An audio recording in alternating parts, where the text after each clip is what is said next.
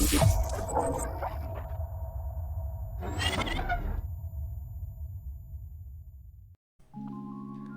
2024 Olympic Games in Paris came to an end this weekend, and we have a new Olympic champion in handball as well as 2 other medalists.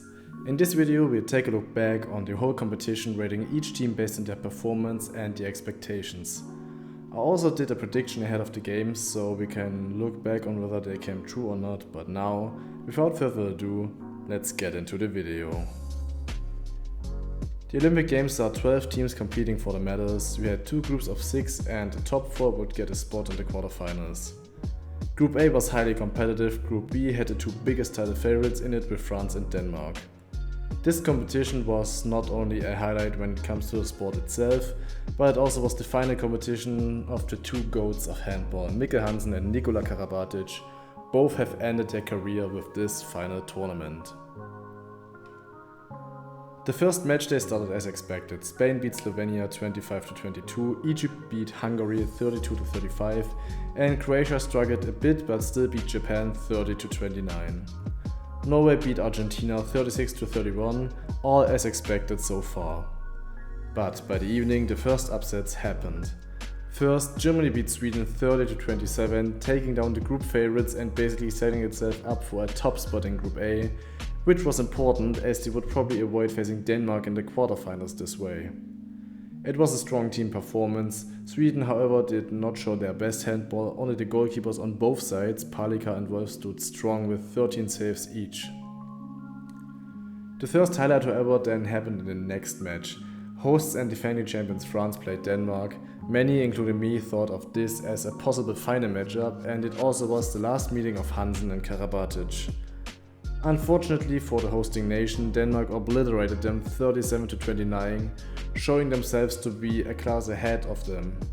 Püttig and Gitzel both on 11 goals each, 15 saves from Landin. France never stood a chance. Denmark established itself as the clear favorites for the tournament here, getting the perfect start against possibly their biggest rival at the moment. The second match day then started with the expected win of Germany over Japan 37-26. Therefore Germany already basically qualified for the quarterfinals and now only looked for a good spot on top of the group to face a somewhat easier opponent in the playoff stage. Right after that, Slovenia beat Croatia 31-29 in a strong performance. It was also very important for them to take this win, as out of all the European teams in Group A, they might have been the slight underdogs ahead of the competition. But with this win, the quarterfinals have been secured for Slovenia, an important step for this small but talented nation. Egypt then lost 27-30 against Denmark. The favorites once again did their job. Sweden bounced back against Spain, defeating them 29-26, doing good after the bad performance against Germany. Tullin had 15 saves. Sweden got back on track in this match. Hungary beat Argentina 35-25. But in the next big surprise of the tournament, Norway beat France 27-22, keeping the hosts and defending champions at the bottom of Group B. 10 goals from Digamem and 10 saves from Gerard could not defeat a well-working Norway team, with 11 saves coming from Severas too. France now even had to fear dropping out at the group stage, a disaster for the home team. This tournament got really interesting really fast. Match day 3 started with a real thriller between Hungary and Norway. Hungary led for the majority of the match, mostly by 2 goals. But Bergerud kept it close with 14 saves, and in the final minute of the game, insanity happened. The game was tied, but Hungary steals the ball with 10 seconds left on the clock. Benze Imre is on the fast break, completely free. Bergerud saves it. He gets the ball out, it goes to the wing on the other side, and literally on the buzzer, Alexandre Blond scores the game winner to end it 26-25, crushing the hopes and dreams of Hungary. An insane conclusion to this match, a true thriller and a heartbreak for Hungary. Then Croatia beat Germany 31-26 just by playing a very strong defense plus 12 saves from Kuzmanovic. Spain beat Japan 37-33. Slovenia then managed the next upset against Sweden, beating them 29-24. They absolutely dominated the second half, and suddenly Sweden were the ones to fear dropping out, while Slovenia had a good chance of even winning the group, completely reversing my predictions. Denmark beat Argentina 38-27, but before France had to play a tough match against Egypt in an already desperate fight for a quarterfinal spot. Egypt took a 4-goal lead by halftime. The next disaster for France seemed to be unfolding. But the hosts fought themselves into this match, coming within 1 in the last minute. They took a final timeout with 8 seconds left on the clock, and then literally on the buzzer, Brandy finds Fabregas on the line for the equalizer, finishing this match with a 26-26 draw. The next disaster has been avoided by a heartbeat, however France still had a long way ahead of itself to make it out of this group. Match day 4 saw Denmark beating Hungary 28-25. France then finally got their first win over Argentina 28-21. Sweden bounced back once more, destroying Croatia 38-27. Germany secured a strong win over Spain 33-31. Slovenia gets a narrow victory over Japan 29-28. Egypt then managed a just as narrow win over Norway 26-25, so no real surprises on this match day, but some very close matchups indeed. On the final match day of the group stage, however, there still had to be some major decisions to be made. Sweden beat Japan 40-27, securing their spot in the quarterfinal.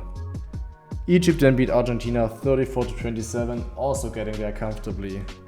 Slovenia and Germany fought for the top spot in Group A, and Germany took it with a 36-29 win. France also gets a breather by beating Hungary 24-20, getting a quarterfinal and avoiding the looming disaster. Denmark cements the group win with a 32-25 win over Norway, but in the final match of the group stage, both Croatia and Spain had to fight it out to get the last spot in the quarterfinals. Winner moves on, loser goes home. Spain had the better first half, but Croatia came level once more. Perez de Vargas was on fire with 14 saves, Kuzmanovic even more with 15.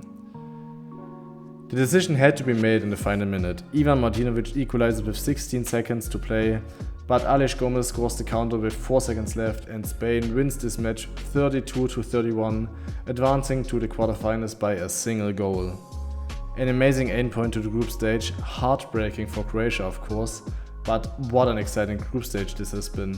Big surprises, a struggling host, and now a decision in the final seconds of the match. After this first stage, the groups came out like this. Germany surprisingly on top of Group A after a strong group stage. Even more surprisingly, Slovenia behind in second place. Spain gets third place and Sweden unexpectedly only gets fourth after being considered favorites in this group. Croatia unfortunately drops out after losing the final match. Japan gets last place as expected. Group B, however, is won by Denmark. However, second place goes to Egypt after another strong performance this year. Norway gets the expected third place, but France very unexpectedly only gets fourth place. Hungary finishes second to last and Argentina gets sixth place, just as one would have thought ahead of the competition. Some quite unexpected results, in part at the group stage. Now the quarterfinals were set. The winner of each group would face fourth place of the other, same with second and third place of each side. Denmark therefore would play Sweden and Germany France.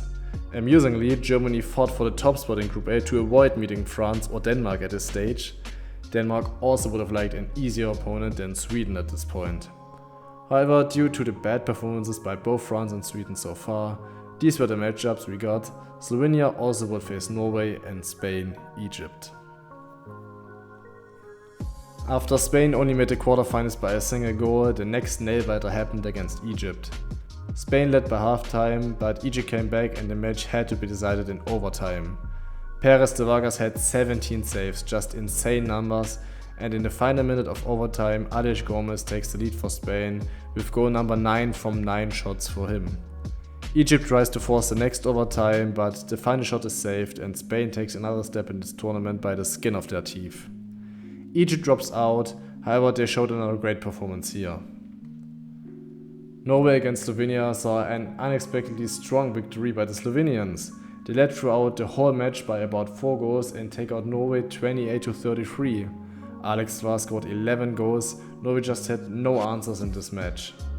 Slovenia, probably one of the underdogs at this tournament, therefore makes it to the semi-finals. Denmark established itself as the big favorites at this point, but if anybody could stop them this year, it would have been Sweden in my opinion. They played a really close match, drawn at halftime. Denmark only managed a 2-goal lead in the second half. Both teams showed great team handball. Sweden came back within 1 goal and even got to find a chance to equalize. But the shot from Bergendahl gets saved and Denmark narrowly defeats Sweden 32-31. Sweden had a bad group stage, but really tried to make up for it in this match. Denmark, however, takes this big hurdle and takes the next step forward. But on this day, the match of the tournament should happen, and it would be the quarterfinal between France and Germany. These two teams have a lot of history. The legendary semi-final of the World Cup 2007 in Germany is unforgotten in both countries to this day. This time the two would meet in France, and it truly was the next match of the decade. France had the better first half, leading by 3 thanks to Gerrard, who ended up on 24 saves this match. Digamem scored 10 that day. Germany really had issues against him. But they fought back well, coming back within 2 by the end of the second half. And then the miracle happened. Ushin scores a penalty with 13 seconds left. France just has to play with the clock now. They take a timeout with 6 seconds left. It all seemed over. But Digamem gives a pass straight into the hands of Julian Köster. He gets the ball to Ushins, he shoots and literally on the buzzer equalizes. True insanity. Germany draws a 2-goal deficit inside only 13 seconds to take it to overtime. In overtime, France gets the upper hand, but David Speth in goal is on 14 saves and keeps Germany close. Germany then even takes the lead, which is once again drawn by France with 15 seconds left on the clock. But with just 4 seconds left, Renars Ushins takes a final shot with Nikola Karabatic defending him, and he nails this shot into the top corner, scoring goal number 14 after already forcing overtime before. And after Speth saves the final shot on the buzzer, Germany takes out the host France and moves to the semi-final. This has been the best match of the whole tournament, insanely close, and with one final shot, Nikola Karabatic ends his career with a last quarter final in his home country at the Olympic Games. France unfortunately did not play a good tournament. This loss, however, was an amazing fight by both teams and truly a game for the history books once more. So now in the semi-finals, Germany would once again meet Spain and Slovenia would face Denmark. After Germany beat Spain at the group stage in a very close match, this once again should be even closer. Spain won the last few matches by a single goal as well, so they were ready to fight until the last second. The game was tight, Spain always took the lead, but Germany equalized all the way to crunch time. But then, in the last 5 minutes, Andreas Wolf happened. Spain gets 4 free shots from the line and Andreas Wolf saves all 4 shots, even a fast break. Yuri Knorr scores for Germany. Due to 22 saves from Wolf, they win this semi-final 25-24, a true masterpiece from the German goalie. Germany already exceeded all expectations by making the final now. Spain still had a chance to go for bronze in the small final. Denmark against Slovenia seemed like a sad story, but it got quite close again by the end. Denmark led by 5 at halftime, but Slovenia came back within 1 goal in the final minute. They even save a penalty by Hansen and get a chance to equalize, but they miss and Denmark takes a 31-30 win, following Germany to the final. Slovenia also exceeds expectations by getting a chance to play for bronze. Denmark, however, fulfills all expectations and grabs for gold in the final against Germany. The bronze medal match was once again close, both teams fought hard in defense. Spain only managed a 2-goal lead with 2 minutes left to play. Slovenia scores once more but cannot equalize again. Spain therefore gets bronze after clinching some really close wins at this tournament. Slovenia gets no medal but certainly exceeds expectations massively by getting 4th place. They can be really proud of themselves.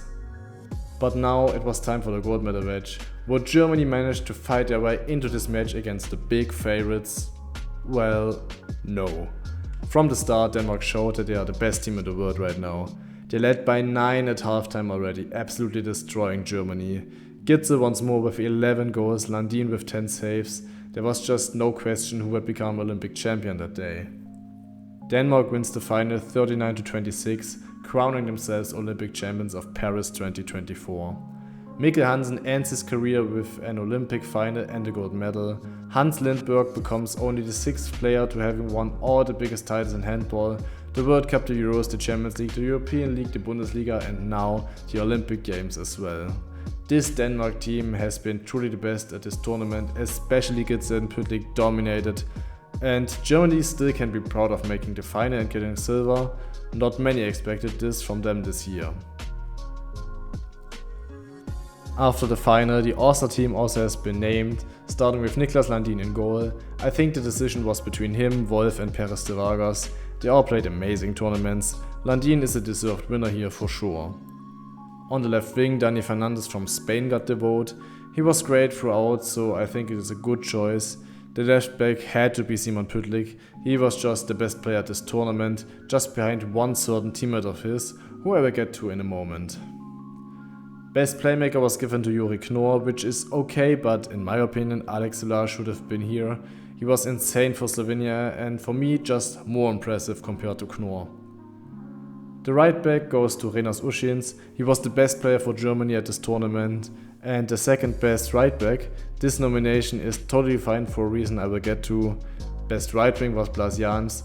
He was a scoring machine for Slovenia, so this is well deserved. Best line player is Lukas Jørgensen, which is okay for me. Johannes Goller would have been my pick and Magnus Saugstrup also would be a similar consideration together with Jørgensen. But the top scorer and MVP of the tournament was Matthias Gitzel, who scores 62 goals in only 8 matches, assisting 39 more and carrying Denmark to the next title. He was the best player at this tournament, he is the best player in the world right now. And he gets his second Olympic MVP title in a row. He is now the record goal scorer of the Olympic Games. And he has been top scorer of the World Cup, the Euros and the Olympics within just 1.5 years. Mikkel Hansen and Nikola Karabatic might have retired now, but the new GOAT is already here and his name is Matthias Gitzel from Denmark. Overall, this just has been a great tournament. Many close matches, insane clutches and just great performances by many amazing players. Congratulations to the medalists and to Denmark for claiming the title. But for now, thank you so much for watching this video. Please like and subscribe below and I will see you in the next video.